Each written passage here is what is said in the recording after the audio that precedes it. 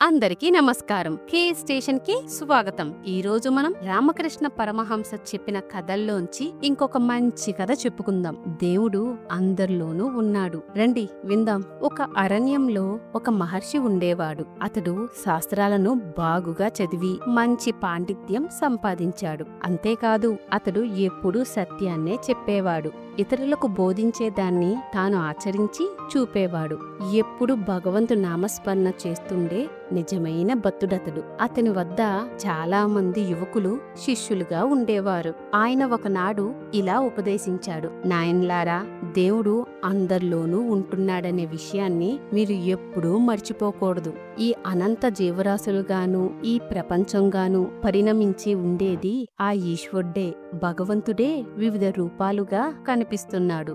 నీవు నేను మీ అందరూ భగవంతుని స్వరూపాలే. కాబట్టి మీరెవ్వరికీ కీడు తలపెట్టకండి. మీరు మీ తోటివారికి కీడు తలపెట్టినట్లయితే అది ఆ సర్వేశ్వరుడి కీడు చేసినట్టవుతుంది. చెడపకురా చెడేవు అన్నట్లు నీవు ఇతరులకు హాని తలపెట్టినప్పుడు నీకు నువ్వే హాని కలిగించుకుంటున్నావు. అందువల్ల నీవు అందర్నీ ప్రేమతో చూడాలి. నీవు సంతోషంగా ఉండాలంటే అందరిలోనూ ఆ సర్వేశ్వరుణ్ణి చూడాలి. యువ శిష్యులందరూ గురువు చెప్పిన ఈ ఉపదేశాన్ని చాలా శ్రద్ధగా విన్నారు. ఆయన చెప్పిందాన్ని మననం చేసుకుంటూ తమ తమ పనులు చేసుకోవడానికి వెళ్లిపోయారు. ఆ యువ శిష్యుల్లో గోవిందుడనే వాడొకడు. గోవిందునికి తన గురువు మాటలపై అచంచలమైన విశ్వాసం. ఆయన మాటల్ని అక్షరాలా ఆచరించేందుకు అన్ని విధాలా ప్రయత్నించేవాడు. అతడు ఇలా చింతించసాగాడు. ఈరోజు గురువుగారు ఎంత మహత్తరమైన విషయాన్ని చెప్పారు. అందరిలోనూ భగవంతుడున్నాడు. అందుకే ఎవ్వరికీ హాని తలపెట్టరాదన్నారు. నేను మనుషుల్లో మాత్రమే కాకుండా జంతువుల్లోనూ కనిపించే వస్తువులన్నిటిలోనూ భగవంతుని చూసేందుకు ప్రయత్నిస్తాను. ఒకనాడు గురువు తన శిష్యులను వంట సామాగ్రి పట్టుకురమ్మని బజారుకు పంపించాడు. గోవిందుడు కూడా వారితో వెళ్తూ తిరిగి వస్తున్నప్పుడు దారిలో పెద్ద గందరగోళం ఆరంభమైంది. దారిలో నడుస్తుండే వారంతా హడావిడిగా పరిగెత్తుతున్నారు. అంతలో అందరూ తప్పుకోండి, మదమెక్కిన ఏనుగు ఇటైపుగా వస్తున్నది అన్న కంఠస్వరం వినబడింది. అప్పుడు నిజంగానే ఒక వెర్రి పట్టిన ఏనుగు తన తొండాన్ని అట్టూ ఇట్టూ ఊపుకుంటూ గోవిందుడి వైపు వేగంగా రాగసాగింది. దాన్ని నడుస్తున్న మావటోడే ఇలా అరుస్తున్నాడు. గోవిందునితో వస్తున్న తోటి శిష్యులంతా వెంటనే పరుగు తీశారు. కాని గోవిందుడు మాత్రం నిశ్చలంగా నిలబడ్డాడు. అంతా భగవంతుని రూపాలే అని మన గురువుగారు అన్నారు కదా.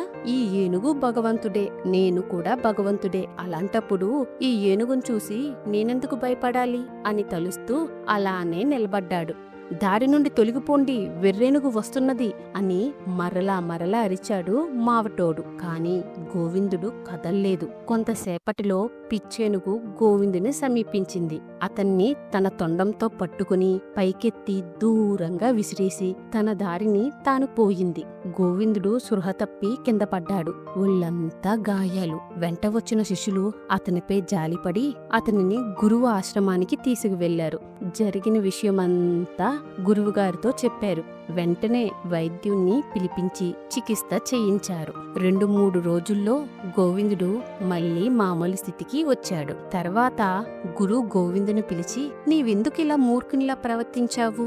అందరూ పారిపోయినప్పుడు నీవు మాత్రం ఎందుకు పారిపోలేదు అని ప్రశ్నించాడు. అందుకు గోవిందుడు, గురువర్యా, అందరిలోనూ దేవుని చూడమని మీరే కదా చెప్పారు. ఆ ఏనుగు కూడా దేవుడే కదా, దేవుని చూసి భయపడ్డమెందుకు అన్నాడు. గురువుగారు మందహాసం చేస్తూ, నాయనా, నీవు ఒట్టి మూర్ఖుడవు. నీవన్నట్లు ఏనుగు కూడా దేవుడే, కాని దాన్ని తోలుతున్న మావటివాడు కూడా దేవుడే కదా. మావటి దేవుని మాటలు నీవెలా వినలేదు? అందుకే ఫలితం చూశావు కదా అన్నాడు. అందరిలోనూ ఆ సర్వేశ్వరుడే ఉంటాడనే మాటకు అర్థమేమో ఇప్పుడు గ్రహించాడు గోవిందుడు. ఆధ్యాత్మికమనే పేరుతో మూర్ఖుల్లా ఉండకూడదు. మనకు దేవుడు ప్రసాదించిన బుద్ధిని ఉపయోగించి నిజాలను తెలుసుకుని పరిస్థితులు తగ్గట్టుగా ప్రవర్తించాలి. వేదాంతాన్ని సరిగ్గా అర్థం చేసుకోవాలి. అదండి కథ. కథ నచ్చిందా? లైక్ చేయండి. మీరు లైక్ చేయడం ద్వారా ఈ కథ ఎక్కువ మంది తెలుగు ప్రేక్షకులకు చేరుతుంది మరియు మమ్మల్ని ముందుకు నడిపిస్తుంది. మరొక మంచి కథతో మళ్ళీ కలుద్దాం.